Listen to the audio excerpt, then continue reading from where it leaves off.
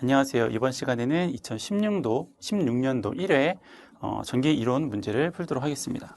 네, 1번 문제 보시고요. 최근 이제 전기 기능사 문제를 보니까 2016년도 문제를 한번 쭉 훑어봤는데요. 이전보다 전체적인 난이도라기보다는 어떤 문제 하나하나에 대한 좀 난이도가 조금 올라간 게 조금 있어요. 근데 저희는 뭐 기능사 이제 다 이제 뭐 공부하시고 많이 들어서 아시겠지만 너무 복잡하고 어려운 것들은 뭐 그냥 단문 외우고 넘어가셔도 될 것 같아요. 굳이 뭐 그걸 다 풀어야 되겠다 뭐 그런 건 아니고, 뭐 기사나 산업기사에서 나와야 되는 문제들이 이제 다 좀 최근에 좀 나오는 경향이 가끔 있는 것 같아서 한두 문제 정도 이제 그런 것들이 있더라고요. 그래서 그런 것들은 뭐 그냥 좀 편하게 넘어간다 이렇게 생각하시면 될 것 같아요. 1번 문제부터 보시면 1번 문제 같은 경우에는 이제 최대 전력 전달 조건이 나오죠. 그래서 최대 전력이 얼마냐 이렇게 이제 물어봤는데, 원래 뭐 전달 조건이 없더라도 최대 전력을 구하시려면 이제 외부 저항값과 내부 저항값이 같아야 돼요. 그 무슨 말이냐면, 그러니까 이제 어떤 회로가 있는 경우에 이렇게 이제 전원이 있고요. 그다음에 내부 저항이라는 게 있다라는 거죠. 그리고 이제 바깥에 보면 이제 요거랑 이제 연결을 해서 이렇게 이제 외부 저항을 이제 이렇게 연결하는 거예요. 저희가 이제 일반적으로 부하라고 이제 얘기를 하는 것들이죠. 여기는 뭐 이제 전압이라고 이제 보시면 되고, 그때 우리가 최대 전력을 얻으려면 요거 이제 내부 저항이라고 하고 요거 이제 외부 저항이라고 하는데, 이 두 개가 서로 이제 같을 때 최대 전력이 나오겠다라고 하는 거고요. 그때 이제 최대 전력을 이제 구하는 공식이 이제 어떻게 되냐면 이제 4R분의 V자승으로 이제 구하시면 되세요.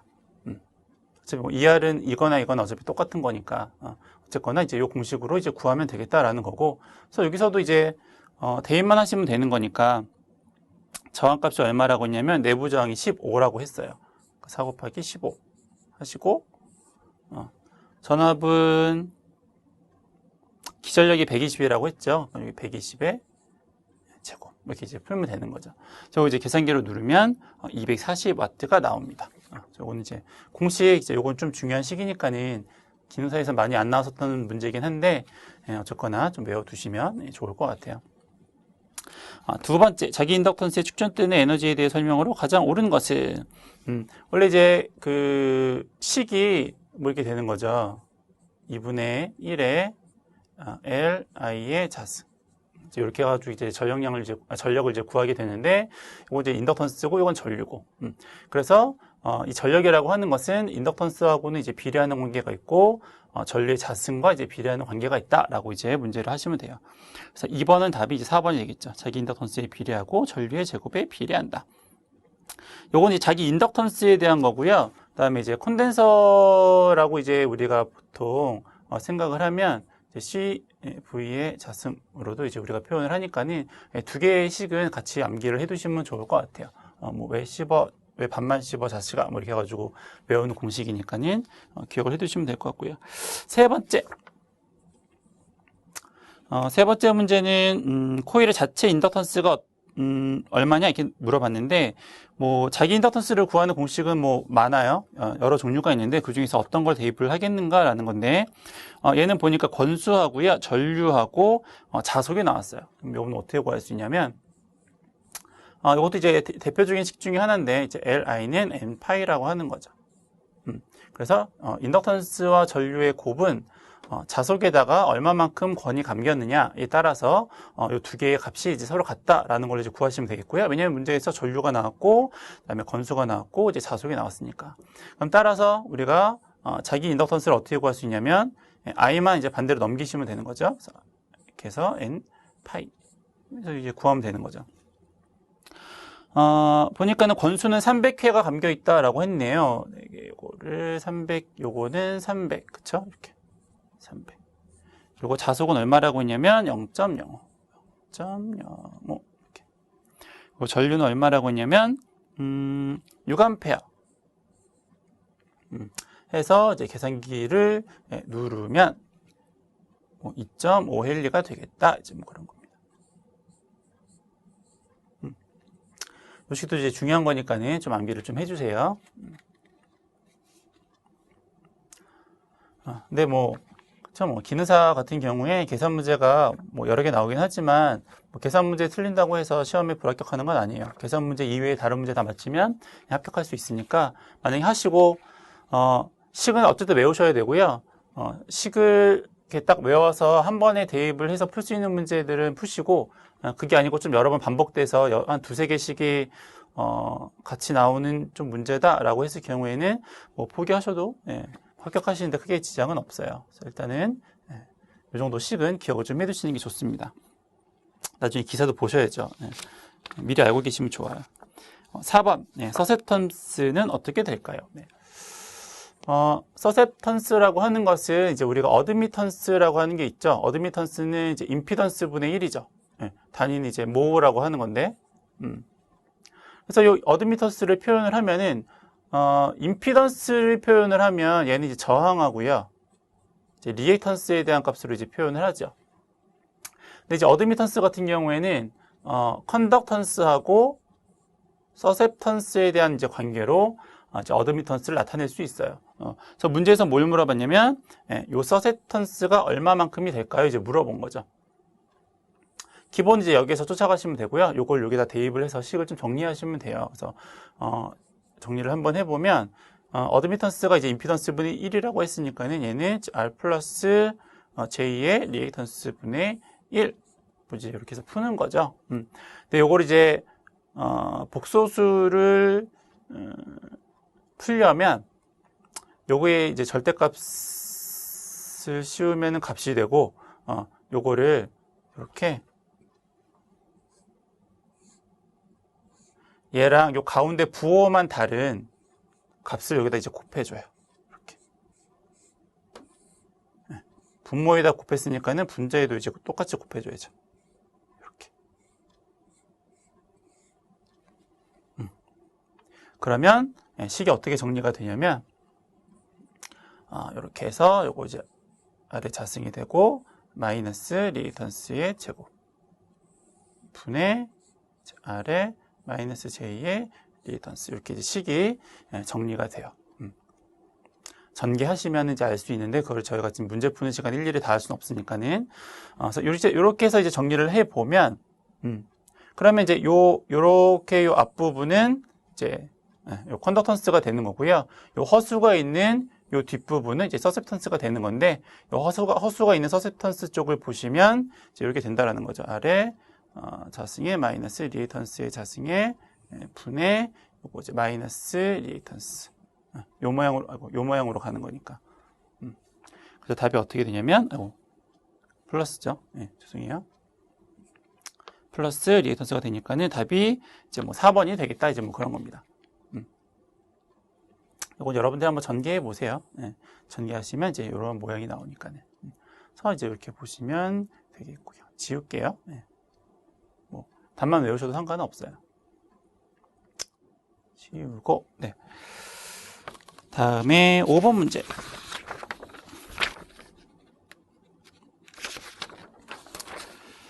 전류에 의한 자기장과 직접적으로 관련이 없는 것은 이제 1번이죠. 주울의 법칙이라고 하는 것은 전류가 흘렀을 때 얼마만큼의 열량이 발생하는가, 이제 거기에 대한 내용이니까 직접적으로는 관련이 없어요. 그래서 나머지 설명書읽어보시면 되겠고요.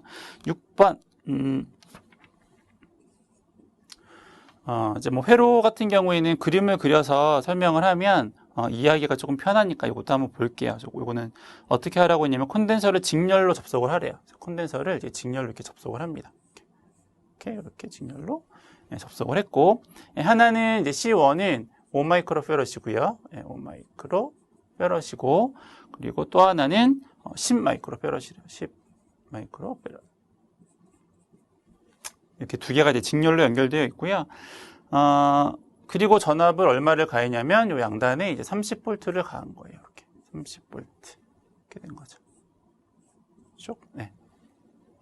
그때의 C1 양단의 전압이 얼마일까요? 요게 이제 요게 C1이었고 요게 이제 C2였는데 C1 양단에 걸리는 전압이 얼마일까요? 이제 물어본 거죠. 우리가 컨덴서 같은 경우에는 저항하고 이제 반대라고 보시면 돼요. 그러니까는 컨덴서는 저항하고는 반대여서 어떻게 기억을 하시면 되냐면 합성 저항을 구할 수 있는 거 아마 아실 텐데 저항에서는 직렬은 컨덴서는 병렬처럼 계산을 하죠. 그럼 뭐 이렇게 되는 거예요. 예를 들어서 요거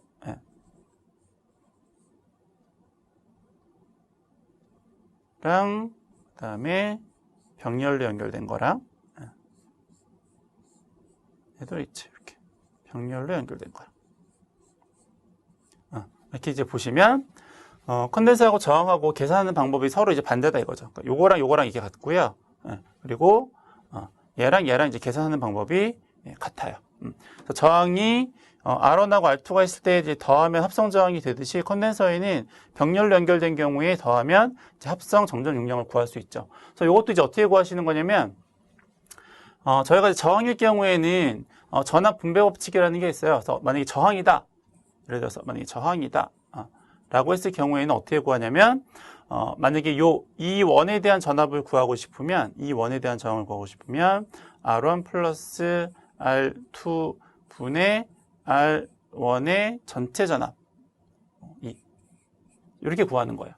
근데 컨덴서하고 저항은 이제 반대라고 말씀드렸으니까는 그럼 이제 요 위에 요거를 구하기 위해서는 요 위에 C1이 들어가는 게 아니고 C2가 들어가야 된다라는 거죠. 반대로 이제 보시는 거예요. 그래서 따라서 이제 여기에서의 이 원은 식을 어떻게 구하시는 거냐면 C1 플러스 C2 분의 C2의 전체 전압 이렇게 이제 구한다라고 보시는 겁니다.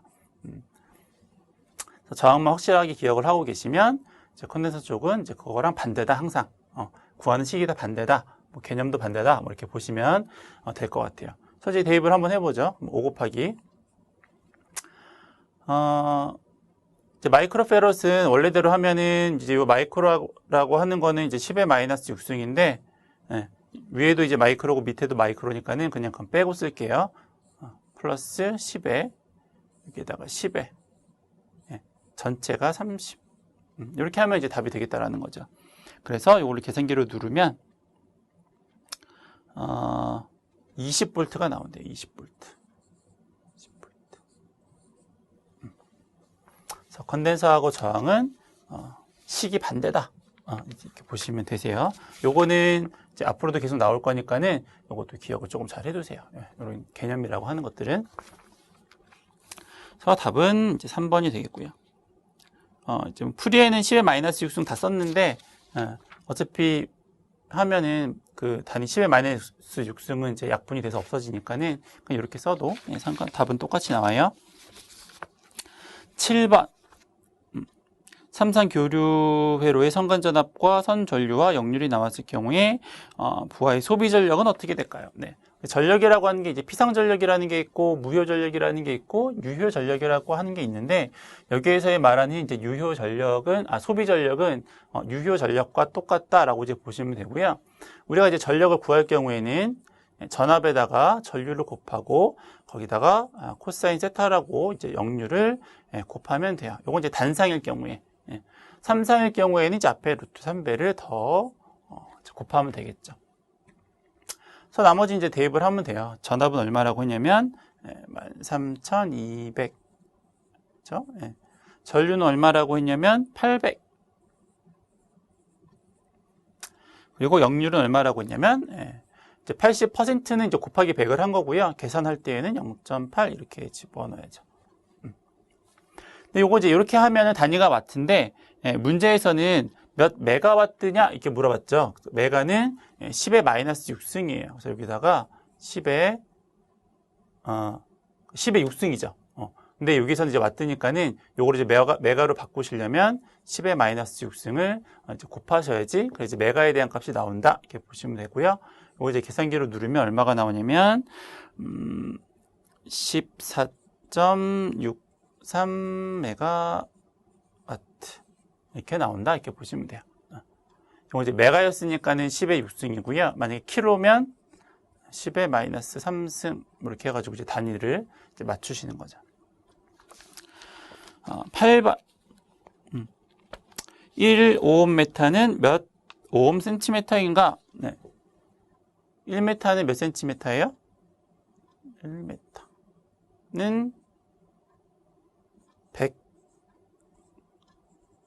100cm죠. 네. 그러면 1cm, 여기서는 메타를 센치로 고치는 거니까, 그러면 1cm는 몇 미터가 되는 거예요? 10의 마이너스 2승미터가 되는 거죠. 그렇죠? 그래서 8번은 답이 1번이 되겠네요. 단위 환산하시는 것도 기억을 좀 잘 해두시고, 뭐 그렇게 뭐 많이 나오지는 않는데 그래도 어려운 건 아닌데 틀리면 속상하니까. 예. 자, 8번은 답이 1번이 되겠고요. 9번 자체 인덕턴스가 1헬링 코일에 200V 60Hz의 전압을 가했을 때 전류와 전압의 위상차는 얼마만큼이 될까요? 우리가 이제 C하고 L이 있는데, 지우고 할게요. C하고 이제 L이 있는데, 이제 어떤 소자에 대한 특성이죠. 이제 인덕턴스라고 하고 이제 컨덴서, 뭐 정전 용량이라고 이제 하는 건데, 요 L이라고 하는 특성은 전류가, 얘가 전류죠. 전류가 90도가 느리죠. 그쵸? 예. 정전 용량은 전류가 90도만큼 2파이라고 하는데 빠르죠. 빠르다. 이 개념은 꼭 기억을 하셔야죠. 전압을 기준으로 했을 경우에는 L은 90도가 빠른 거고 C는 90도가 느린 거죠. 전압을 기준으로 했을 경우에는. 요건 이제 전류를 기준으로 했으니까 이제 그렇다라고 하는 거고요. 전류로 표현을 하니까, 기준이라기보다는 전류로 표현을 하다 보니까 느리다 빠르다가 된 건데, 만약에 전압으로 하자면 요거 좀 이제 뒤바뀌게 되겠죠. 그래서 요거 이제 보시면 될 것 같고요. 그래서 이제 9번의 경우에는 인덕턴스니까는 코일이죠. 전류와 전압의 위상차는 전류가 이제 90도가 느리다, 이렇게 보시면 될 것 같아요. 답은 1번이죠. 뒤진다, 뭐 느리다, 뭐 똑같은 말이라고 보시면 돼요. 10번 알칼리 축전지의 대표적인 축전지로 널리 사용되고 있는 2차 전지는 4번 이제 니켈, 카드뮴 전지고요. 망간하고 산화은 전지 같은 경우는 이제 1차 전지죠. 1차하고 2차는 충전, 그러니까 재사용이 가능한가, 가능하지 않는가, 이제 뭐 그거에 대한 거니까 이제 보시면 될 것 같아요. 답은 4번이고, 그다음에 11번 파고율과 파형률이 모두 1인 파형은 이제 구형파죠. 구형파는 모양이 어떻게 생겼을까요? 구형파는 모양이 이렇게 구형으로 생긴 거죠, 이렇게. 그렇죠? 파고율과 파형률이 모두 1인 거고요. 12번 황산구리 전해에게 2개의 구리판을 넣고 전원을 연결했다. 음극에서 나타나는 현상은 양극에서는 산화고 음극에서는 환원이죠. 그러니까 산화하는 쪽은 이제 점점 얇아지는 거고 환원되는 쪽은 점점 이제 두꺼워지는 건데, 여기에서는 음극에서 나타나는 현상이니까 환원되는 작용을 보니까 답이 2번이 되겠네요. 이제 점점 두꺼워지겠죠. 답은 2번이고요. 13번 뭐 맨날 시험에 나오는 건데, 매번, 뭐 맨날은 아니고 매번, 거의 매번 시험에 나오는 거죠. 두 종류의 금속 접합에 전류를 흘려서 열의 흡수 또는 발생이 이제 생기는 현상을 이제 우리가 펠티어 현상이라고 하고, 그것과 반대되는 현상을 이제 제백 효과라고 이제 하는 거니까, 이 두 개는 항상 같이 기억을 좀 해주시면 좋을 것 같아요. 넘어가고 14번 자극의 물체를 두었을 때 자화되는 물체와 자석이 그림과 같은 방향으로 된다. 이건 이제 반자성체라고 하는 거죠. 그러니까 원래대는 어떻게 우리가 이제 일반적으로 알고 있는 개념으로는 어떻게 되는 게 정상이냐면, 만약에 이런 어떤 자기장 안에 두었다면 서로 다른 거는 끌어당기고 같은 거는 밀어내니까 이렇게 되는 게 맞겠죠. 그렇죠? 다른 거는 끌어당기고, 그렇죠? 이제 같은 거는 밀어내고. 근데 문제에서는 이제 이렇게 되는 게 아니고 반대로 같은 것끼리 이제 묶였다 이거죠, 반대로. 그러니까 요런 거는 이제 반자성체라고 하고요. 요런 것도 이제 상자성체라고 이제 한다, 이렇게 보시면 돼요. 답은 2번이고요. 15번 다이오드의 정특성이란 무엇을 말할까요? 직류전압을 걸었을 때 다이오드에 걸리는 전압과 전류와의 관계를 말을 하고요. 뭐 뭐 이런 게 있어요. 이렇게 다이오드가 있으면, 전류가 이제 전압인데, 다이오드는 이제 이렇게 생긴 게 다이오드죠. PN 접합 다이오드를 이제 일반적으로 이제 많이 얘기를 하는데, 이제 여기 플러스 마이너스에 대한 이제 전원이 이게 걸리면 동작을 어떻게 하냐면, 다이오드 내에 전압 강화 한 0.7V 정도 있은 다음에 이제 전류가 도통이 되죠. 이제 흐른다라는 걸 이제 여기서는 이제 도통이라고 얘기를 하는데, 그래서 0.7V, 요새는 뭐 조금 더 전압이 떨어지긴 했지만 어쨌거나 0.7V 정도의 전압 이후에는 전류가 흐른다. 이제 이게 뭐냐면 이게 정특성이에요. 이제 반대는 역특성이겠죠. 역특성 이렇게.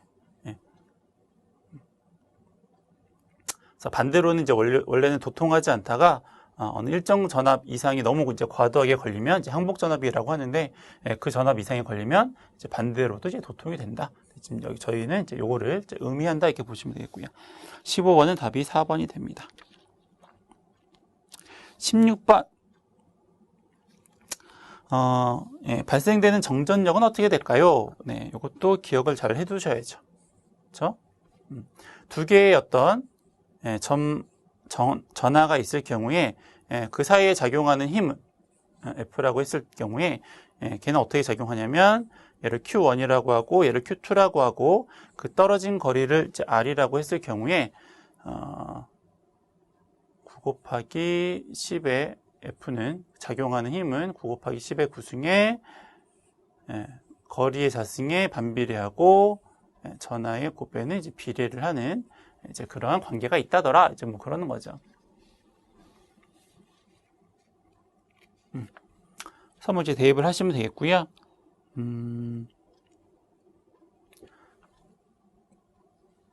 Q1은 얼마라고 했냐면 10 마이크로. 10 마이크로. 그리고 Q2는 20 마이크로. 20 마이크로. 그리고 거리는 이제 1m 간격으로 이제 한다라고 했으니까는 이렇게 해서 이제 계산기 이제 누르면 되는 겁니다. 하면 답은 1.8 뉴턴이 된다더라 라고 이제 보시는 거죠. 기억을 잘 해두시고, 중요한 식이죠. 중요한 식입니다. 기억을 꼭 해두시고. 17번. 직렬로 접속한 경우와 병렬로 접속한 경우에 대한 이제 비교를 이제 한 건데 두 개네요. 이제 저희 풀이에서는 이제 뭐 저항값을 구해가지고 이제 하긴 했는데 조금 더 이제 간단하게 한번 해볼게요. 어떻게 하는 거냐면 저항이 이제 두 개가 직렬로 연결되어 있는 경우와 병렬로 연결되어 있는 경우를 살펴보겠다라는 거죠. 그래서 뭐 주어지진 않았으니까는 뭐 이렇게 똑같은 저항값이에요. 다른 저항값일 때는 안 되고 저항값이 똑같을 때 여기도 이제 전열선 두 개가 같은 거예요. 20V에 대해서 이제 2kW가 나왔으니까 저항은 이제 같은 거죠. 이제 똑같은 저항을 두 개를 직렬로 연결하면 그때 합성 저항값은 얼마냐면 2R이 되는 거죠. 그리고 만약에 두 개가 같은 저항이 병렬로 연결되어 있으면 2분의 1R이 돼요. 뭐 이런 거 뭐 기본적인 거니까 이렇게 풀면 되겠다라는 거죠. 이렇게 풀면 이제 2R이 되는 거죠. 그러면 요 사이에는 몇 배만큼의 차이가 날까요? 요 사이에는 몇 배만큼 2분의 1이 2에 몇 개가 들어가요? 4개가 들어가죠. 4배만큼의 차이가 나는 거예요. 그러니까는 저항을 직렬로 연결했을 경우에는 병렬로 연결했을 때보다 4배만큼 저항이 큰 거죠. 17번의 문제를 보면 얘를 물어본 건 아니고요. 전력이 어떻게 되겠냐 이렇게 물어봤어요. 전력이 어떻게 될까요? 우리가 이 P라고 하는 이제 전력이라고 하는 값은 우리가 전압을 이제 기준으로 했을 경우에는 R분의 V 자승이라고 이렇게 식을 써요. 전력을 구할 때 물론 이제 I 자승 R이라고도 사용을 하긴 하는데 여기에서는 이제 병렬회로니까는 이제 요 식을 대입을 해서 풀도록 할게요. 그래서 요 식을 이제 가만히 보시면 P는 이제 R분의 V 자승이기 때문에 만약에 전압이 일정하다면 이 전력이라고 하는 거는 저항과 반비례하는 관계가 있는 거죠. 근데 문제는 그 첫 번째 줄 제일 끝에 보시면 병렬로 접속한 경우에 대한 거니까 요 전압은 병렬로 연결했을 경우에는 전압이 항상 일정하죠. 따라서 우리는 이 문제를 어떻게 풀 수 있냐면 전력과 저항이 서로 이제 반비례하는 관계로 풀 수가 있겠다라는 거고요.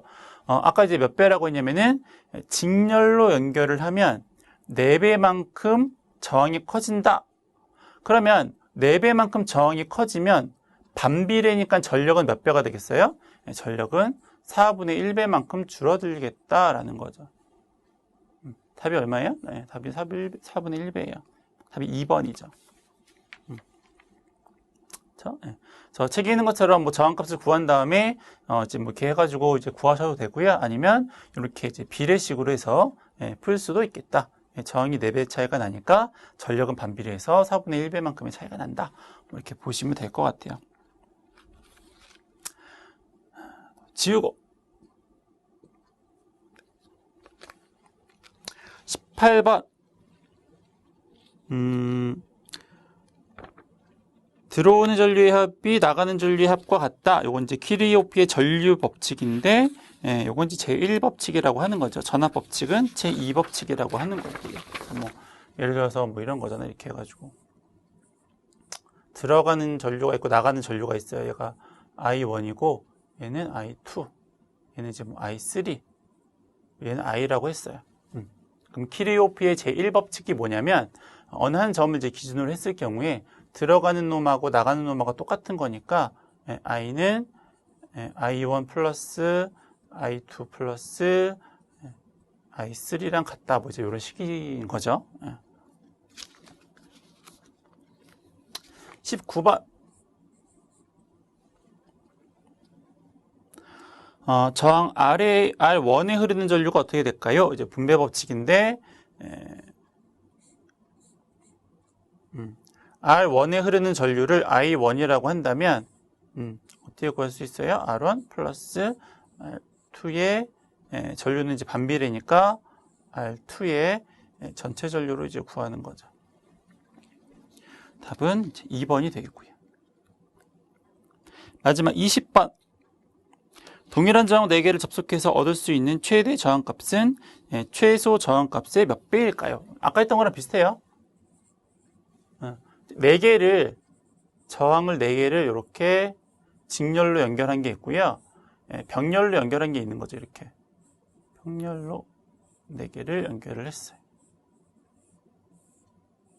그냥 승물R이라고 할게요. 몇 배 차이가 나겠냐라는 거죠. 직렬로 연결하면 얘는 4R이죠. 그냥 다 더하면 되는 거니까. 병렬로 연결하면 4분의 1R이죠. 요거는 기억을 좀 해두세요. 똑같은 저항일 경우에는 직렬로 연결하면 이제 만약에 쭉 연결을 해서 N개가 연결이 돼 있어요. 그럼 얼마냐면 NR이라는 거죠. 곱하면 돼요. 병렬로 연결돼 있어요. 얘도 마찬가지로 N개가 병렬로 연결돼 있다라고 하면 얘는 그 개수로 저항을 나눠주면 전체 합성 저항 값이 되겠다라는 겁니다. 그럼 요 사이에는 몇 배가 차이가 나요? 4분의 1에 사이 몇 개 들어가냐면 16번 들어가죠. 그래서 16배만큼 차이가 난다라고 이제 보시는 겁니다. 그래서 20번 답이 4번이 되겠네요. 그래서 2016년 1회 전기 이론 문제를 모두 풀어보았습니다. 수고하셨습니다.